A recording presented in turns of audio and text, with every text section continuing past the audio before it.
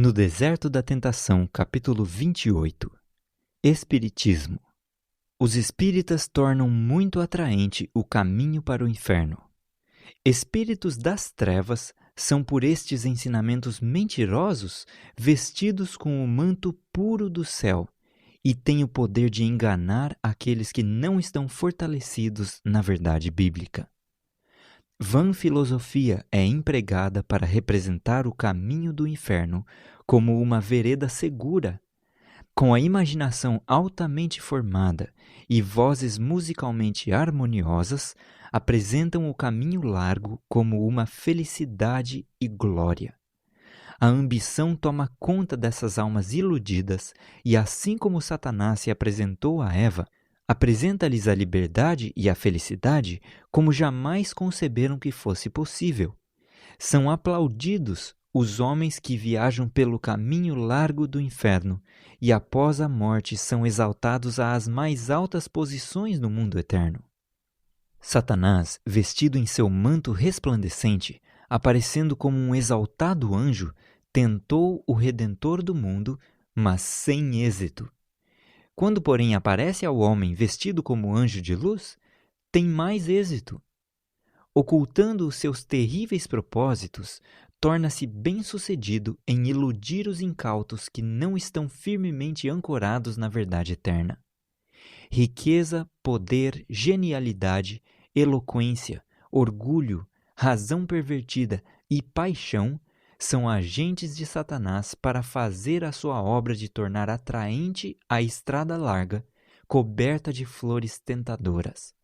Mas toda palavra que eles falarem contra o Redentor do mundo recairá sobre eles e um dia serão queimados com sua alma culpada como chumbo derretido. Serão dominados de terror e vergonha ao verem o exaltado Senhor vindo sobre as nuvens do céu com poder e grande glória. Então, o arrogante desafiador que se levantou contra o Filho de Deus se verá a si mesmo na verdadeira escuridão de seu caráter. A vista da indizível glória do Filho de Deus será intensamente dolorosa para aqueles cujo caráter está manchado pelo pecado. A pura luz e glória que emanam de Cristo despertarão remorso, vergonha e terror. Enviarão lamentações de angústia às rochas e montanhas. Caí sobre nós e escondei-nos da face daquele que se assenta no trono e da ira do Cordeiro, porque chegou o grande dia da ira deles, e quem é que pode suster-se? Espíritas afirmam ter luz e poder superiores. Abriram a porta e convidaram o príncipe das trevas a entrar, tornando-o seu hóspede de honra. Aliaram-se aos poderes das trevas que se estão desenvolvendo nestes últimos dias em sinais e maravilhas, que, se fosse possível, enganariam até os escolhidos. Os espíritas dizem que podem fazer maiores milagres do que fez Cristo. Foi esta a ostentação de Satanás diante de Cristo. Pelo fato de o Filho de Deus tomar sobre si a fraqueza humana e ser tentado em todos os pontos como deve ser tentado o homem, Satanás exultou e escarneceu dele. Alardeava sua superioridade e o desafiava a uma controvérsia aberta. Os espíritas estão aumentando em número. Aproximam-se das pessoas que têm a verdade, como Satanás veio a Cristo, tentando-as a manifestar o seu poder, a fazer milagres e a dar evidências de que são seres favorecidos por Deus e um povo que tem a verdade. Satanás disse a Cristo: se és filho de Deus, manda que estas pedras se transformem em pães. Herodes e Pilatos pediram a Cristo que operasse milagres, quando esteve em julgamento perante eles. A curiosidade deles estava viva, mas Cristo não operou nenhum milagre para satisfazê-la. Os espíritas irão pressionar a questão a fim de entrar em controvérsia com os ministros que ensinam a verdade.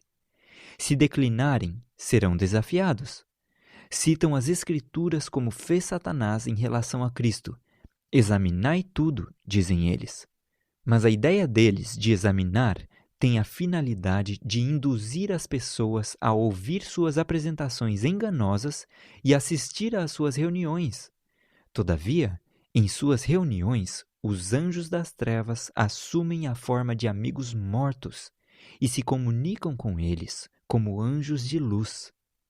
Os seus amados aparecerão em mantos de luz tão familiares à vista como quando estiveram na terra. Ensiná-los-ão e conversarão com eles, e muitos serão enganados por esta maravilhosa apresentação do poder de Satanás. A única segurança para o povo de Deus é estar completamente familiarizado com a Bíblia e conhecer os ensinamentos de nossa fé concernentes aos que dormem na morte. Satanás é um astucioso inimigo. Não é difícil para os anjos do mal representar tanto os santos como os pecadores que já morreram e tornar visíveis estas representações aos olhos humanos. Estas manifestações serão mais frequentes e desenvolvimentos de caráter mais assustador aparecerão ao aproximar-se mais o fim dos tempos. Não precisamos ficar atônitos diante de nenhuma forma de engano que fascina os incautos e enganaria, se possível, todos os escolhidos. Os espíritas citam: examinai tudo. Mas Deus tem, para o benefício de seu povo que vive no meio dos perigos dos últimos dias, examinado esta classe e dado o resultado do seu julgamento. Ora, o aparecimento do iníquo é segundo a eficácia de Satanás, com todo o poder e sinais e prodígios da mentira, e com todo o engano de injustiça aos que perecem, porque não acolheram o amor da verdade para serem salvos. É por este motivo, pois, que Deus lhes manda a operação do erro para darem crédito à mentira, a fim de serem julgados todos quantos não deram crédito à verdade. Antes, pelo contrário, deleitaram-se com a injustiça. João, na ilha de Pátimos, viu as coisas que deveriam ocorrer na terra nos últimos dias. Também opera grandes sinais, de maneira que até fogo do céu faz descer à terra diante dos homens, porque eles são espíritos de demônios, operadores de sinais, e se dirigem aos reis do mundo inteiro com o fim de ajuntá-los para a peleja do grande dia do Deus Todo-Poderoso. O apóstolo Pedro aponta distintamente a classe que será manifestada nestes últimos dias, especialmente aqueles que, seguindo a carne, andam em imundas paixões e menosprezam qualquer governo. Atrevidos, arrogantes, não temem difamar autoridades superiores, ao passo que anjos, embora maiores em força e poder, não proferem contra elas juízo infamante na presença do Senhor. Esses, todavia, como brutos irracionais, naturalmente feitos para presa e destruição, falando mal daquilo em que são ignorantes, na sua destruição também hão de ser destruídos, recebendo injustiça por salário da injustiça que praticam. Considerando como prazer a sua luxúria carnal em pleno dia, quais nódoas e deformidades, eles se regalam nas suas próprias mistificações, enquanto banqueteiam junto convosco, tendo olhos cheios de adultério e insaciáveis no pecado, engodando almas inconstantes, tendo coração exercitado na avareza, filhos malditos. Deus, em sua palavra, colocou o seu selo de condenação sobre as heresias do espiritismo, como colocou a marca sobre Caim. Os piedosos não precisam ser enganados se são estudantes das Escrituras e obedientes ao seguir o caminho claramente indicado a eles na palavra de Deus. O espiritismo presumido reivindica grande liberdade e, em linguagem macia e florida, procura fascinar e enganar as almas incautas, a fim de que escolham a estrada larga do prazer e da condescendência pecaminosa, em vez do caminho estreito e reto. Os espíritas denominam os requisitos da lei de Deus como escravidão e dizem que aqueles que lhes obedecem vivem uma vida de medo escravizador. Com palavras suaves e discursos bonitos, ostentam sua liberdade e procuram cobrir suas heresias perigosas com as vestimentas da justiça. Fazem com que os mais revoltantes crimes sejam considerados como bênçãos para a raça humana. Abrem diante do pecador uma porta larga a fim de incitar o coração carnal a violar a lei de Deus, especialmente o 7º mandamento. Aqueles que falam estas grandes palavras bombásticas de ostentação, que triunfam na liberdade de seus pecados, prometem àqueles a quem ludibriam o prazer da liberdade no curso da rebelião contra a vontade revelada de Deus. Estas almas enganadas se colocam sob a mais variada escravidão de Satanás e são controladas pelo seu poder. Contudo, prometem liberdade àqueles que ousam seguir o mesmo curso de pecado que eles mesmos escolheram. As Escrituras são de fato cumpridas neste ponto de um cego guiando outro cego. Aquele que os vence os reduz à escravidão. Estas almas enganadas estão debaixo da mais abjeta escravidão, à vontade dos demônios. Aliaram-se aos poderes das trevas e não têm força para contrariar a vontade dos demônios. Esta é a sua jactanciosa liberdade. Por meio de Satanás são vencidos e postos sob servidão, e aqueles a quem prometem grande liberdade são enganados e se tornam escravos desesperançados do pecado e de Satanás. Não devemos assistir às suas reuniões e muito menos nossos pastores devem entrar em controvérsia com eles.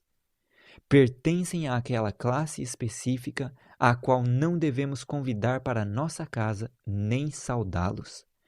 Temos de comparar os seus ensinos com a vontade revelada de Deus. Não nos devemos empenhar numa investigação do Espiritismo. Deus já investigou isto por nós e nos diz definitivamente que é uma classe que se levantará nos últimos dias, negando a Cristo que os comprou com o seu próprio sangue. O caráter dos espíritas é descrito tão plenamente que não precisamos ser enganados por eles. Se obedecemos à prescrição divina, não deveremos ter simpatia pelos espíritas, apesar de suas palavras suaves e favoráveis. O amado João continua sua admoestação contra os sedutores. Quem é o mentiroso, senão aquele que nega que Jesus é Cristo? Este é o anticristo, o que nega o Pai e o Filho. Todo aquele que nega o Filho, esse não tem o Pai. Aquele que confessa o Filho tem igualmente o Pai. Paulo, em sua 2ª epístola aos Tessalonicenses, exorta a estarmos alerta e não nos afastarmos da fé. Ele está falando da vinda de Cristo como um evento que ocorrerá imediatamente após o trabalho de Satanás por intermédio do Espiritismo, nas seguintes palavras: Ora, o aparecimento do iníquo é segundo a eficácia de Satanás, com todo o poder e sinais e prodígios da mentira, e com todo o engano da injustiça aos que perecem, porque não acolheram o amor da verdade para serem salvos.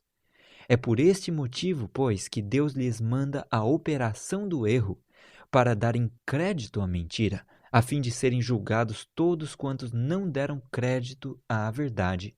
Antes, pelo contrário, deleitaram-se com a injustiça. Na epístola de Paulo a Timóteo, ele prediz o que se manifestará nos últimos dias. E esta admoestação foi dada em benefício daqueles que viverão quando estas coisas estiverem acontecendo. Deus revelou ao seu servo os perigos da igreja nos últimos dias. Ele escreve: Ora, o Espírito afirma expressamente que nos últimos tempos alguns apostatarão da fé por obedecerem a espíritos enganadores e a ensinos de demônios, pela hipocrisia dos que falam mentiras e que têm cauterizada a própria consciência. O fiel Pedro fala dos perigos aos quais a igreja cristã seria exposta nos últimos dias e descreve pormenorizadamente as heresias que se levantariam e os sedutores blasfemos que procurariam atrair almas para eles. Assim como no meio do povo surgiriam falsos profetas, Assim também haverá entre nós falsos mestres, os quais introduzirão dissimuladamente heresias destruidoras, até ao ponto de renegarem o soberano Senhor que os resgatou, trazendo sobre si mesmos repentina destruição. E muitos seguirão as suas práticas libertinas, e por causa deles será infamado o caminho da verdade. Aqui, Deus providenciou para nós as provas desta classe mencionada. Eles recusam o conhecimento de Cristo como Filho de Deus e não têm mais reverência pelo Pai eterno do que por seu Filho, Jesus Cristo. Eles não têm o Filho nem o Pai. E como seu grande líder, o chefe dos rebeldes, eles estão em rebelião contra a lei de Deus e menosprezam o sangue de Cristo. Podemos regozijar-nos em todas as condições da vida e triunfar sob qualquer circunstância, porque o Filho de Deus desceu do céu e se submeteu a arcar com as nossas enfermidades e a suportar o sacrifício e a morte, a fim de dar-nos a vida imortal. Ele levará para sempre as marcas de sua humilhação terrestre em favor do homem. Enquanto a hoste de redimidos e uma multidão de anjos imaculados vão honrá-lo e adorá-lo, ele levará as marcas de alguém que foi morto.